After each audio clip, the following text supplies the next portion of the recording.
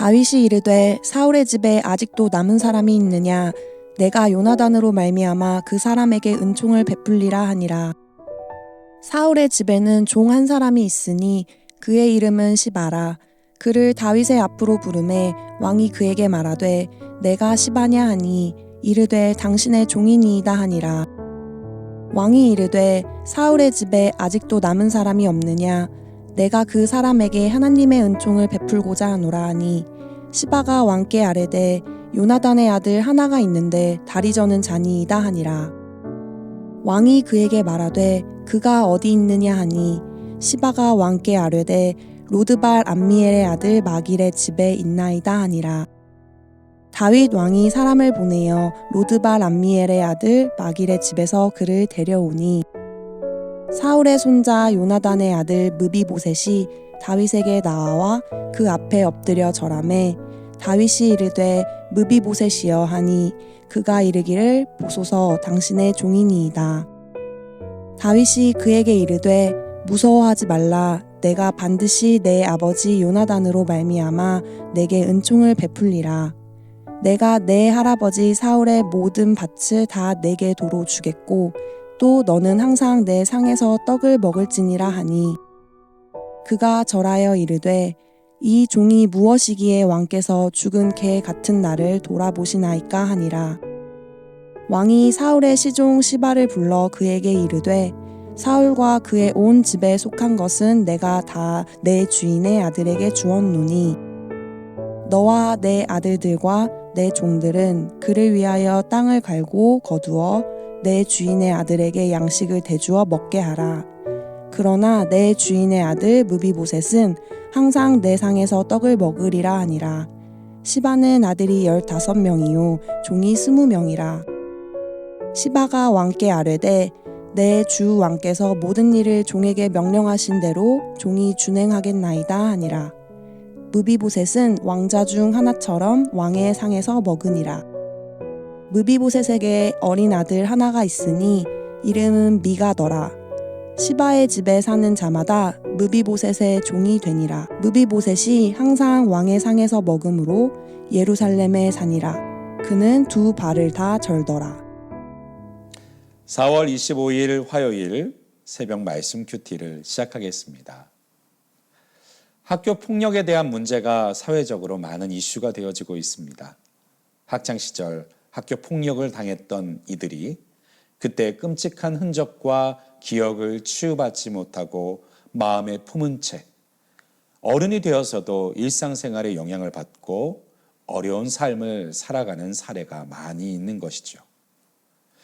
그로 인해서일까요? 학교 폭력을 소재로 한 자극적인 드라마나 영화들도 많이 등장하고 있습니다. 대부분 학폭에 상대방에게 하지 못했던 복수를 소재로 하고 있는데요. 일종의 대리만족을 느끼게 하는 장치가 많은 사람들에게 공감을 주고 있는 것 같습니다.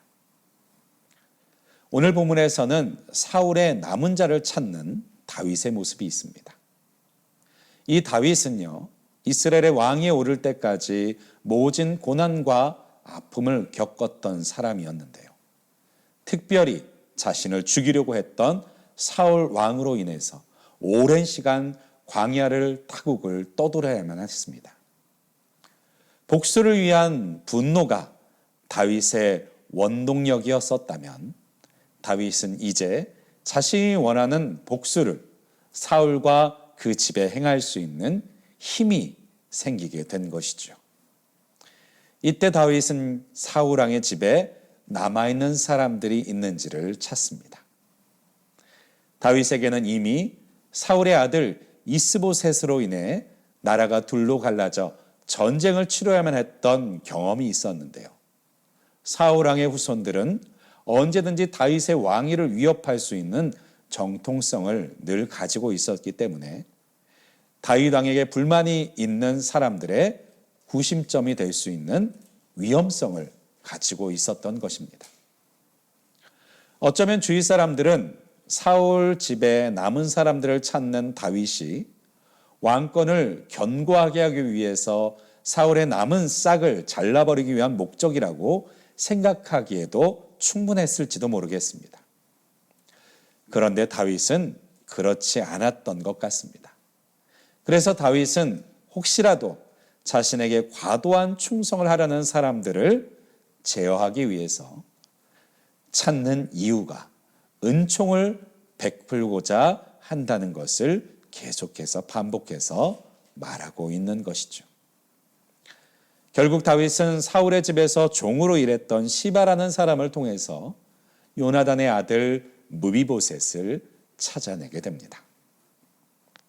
그렇다면 이 무비보셋은 어떤 사람이었을까요? 사울왕의 손자이며 왕자였던 요나단의 아들입니다. 왕의 자손이며 또한 다윗이 아니었다면 왕위를 계승했을지도 모르는 사람입니다. 그렇게 살아갈 인생으로 태어나서 그렇게 살아갈 것을 의심해 본 적이 없었던 무비보셋에게 하루아침에 사울왕과 자신의 아버지 요나단이 죽고 그 인생이 당연한 것이 아니라는 것을 깨닫게 되었습니다. 더욱이 13절은 무비보셋이 두 발을 다 온전하게 사용할 수 없는 다리를 저는 자였다라고 말하고 있습니다. 어떻게 해서 그렇게 되었냐면 사무엘하 4장 4절에 보니까요. 사울과 요나단이 죽은 소식을 듣고 그 당시에 5살이었던 무비보셋을 유모가 안고 급히 도망치다가 떨어져 부러진 다리를 제대로 고치지 못해서 생긴 장이었다고 말해주고 있습니다. 무비보셋은 추락해버린 자신의 위치와 생각도 못한 육체적인 장애 그리고 그 이후에 왕위에 오른 다윗을 섬기는 용사들의 눈을 피해 목숨을 부지하기 위해서 숨어 지내야 하는 신세 가운데 있어야만 했던 것입니다. 이제 다윗은 요나단과의 약속을 지키기 위해서 무비보셋을 찾아내어 만나게 됩니다. 그의 초라한 모습과 비참한 모습을 마주하게 됩니다.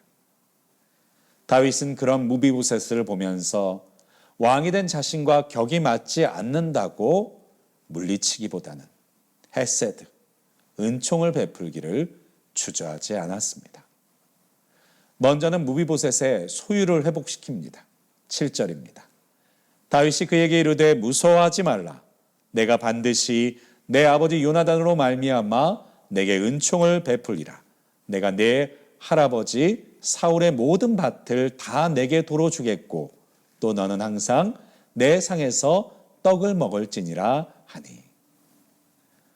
사울왕의 후손으로서 숨어 살아야만 했던 무비보셋은 비록 결혼을 하고 12절에 보면 아이까지도 낳았지만 왕의 후손으로서의 어떤 권리도 주장할 수 없는 상황이었습니다.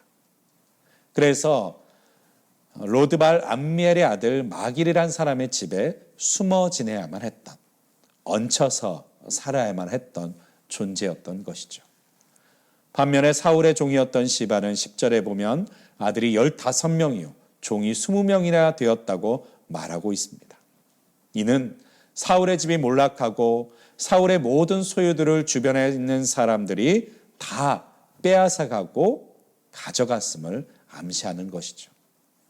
다윗은 이제 사울과 그 온 집에 속한 것을 무비보셋의 소유로 되돌립니다. 어쩌면 왕의 재산이었던 그 모든 것을 바로 무비보셋에게 넘겨주는 대단한 긍휼을 보여준 것이죠. 또한 다윗은 무비보셋의 권위를 회복시킵니다. 7절 하반절에 보면 너는 항상 내 상에서 떡을 먹을지니라 라고 말씀하시죠.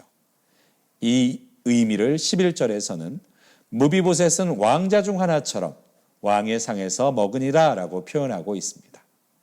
그렇습니다. 다윗은 무비보셋이 본래 가지고 있었던 왕의 자녀로서의 권위를 회복시켜 준 것이죠. 그래서 이제 무비보셋은 왕의 식탁에서 함께 식사하는 왕의 가족이 된 것입니다. 사랑하는 여러분, 이 무비보셋의 사건은요, 마치 우리에게 보여주고 전달해주는 예수 그리스도의 구원의 사건과 연결됩니다. 우리가 비록 죄인 되어서 하나님 앞에 설 수 없는 방탕한 탕자와 같은 인생 가운데서 부르심을 받았지만 우리 하나님께서는 회개하고 돌이킨 우리에게 왕의 자녀로서의 특권을 회복시켜 주시고 왕의 자녀로서 누릴 만한 모든 은총들을 우리에게 허락해 주십니다. 예수 그리스도를 믿은 우리에게 하나님께서 주시고자 하셨던 모든 은혜를 우리에게 되돌려 주시는 것이죠. 사랑하는 여러분, 오늘 무비보셋 사건을 통해서 연약하고 부족한 우리를 불러 일으키셔서 당신의 자녀로, 당신의 백성으로, 당신의 특권을 소유한 사람으로 다시 세워주신 하나님의 은혜, 이 헷세드를 다시 한번 기억하실 수 있는 저와 여러분이 되시기를 주님의 이름으로 간절히 축원드리겠습니다.